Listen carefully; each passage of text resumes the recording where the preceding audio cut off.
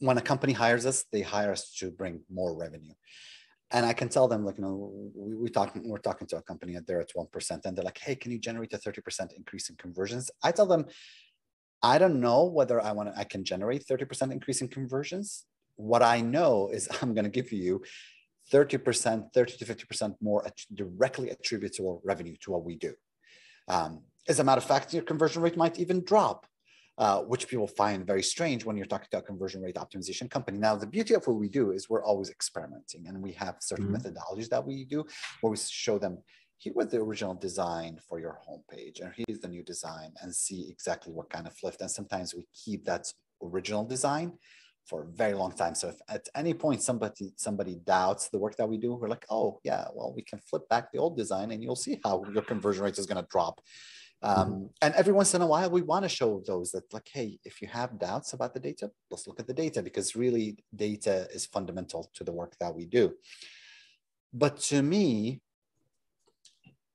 when we're hired, we're about helping the company figure out many components that go beyond the websites, figuring out the messaging. What's the right messaging for your audience? Sometimes it's about new revenue opportunities. We worked with a company, and this is 5 years ago or something, where we looked at them, subscription business. They had a particular, very niche product, and we did customer interviews. We came to them after doing customer interviews and we said, hey, we think this additional product line will be really nice and complementary to what you do. We almost got fired during that call because their CEO was just beyond furious. It's like, don't suggest this. This is not part of our business. This is not what we do. Fast forward to 2021, 2022 at this point, and that's product line accounts for about 55% of their business. Every once in a while, I like to remind them of that.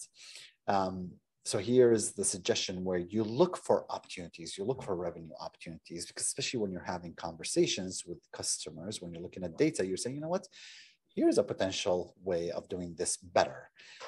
You're not optimizing the website, correct, at that point in time. You're actually optimizing the business. But ultimately, the goal that you're achieving is more revenue in the bank. And that's the reason you want to make sure that that partnership exists between you and the stakeholders, where you understand the value that you are bringing to the business.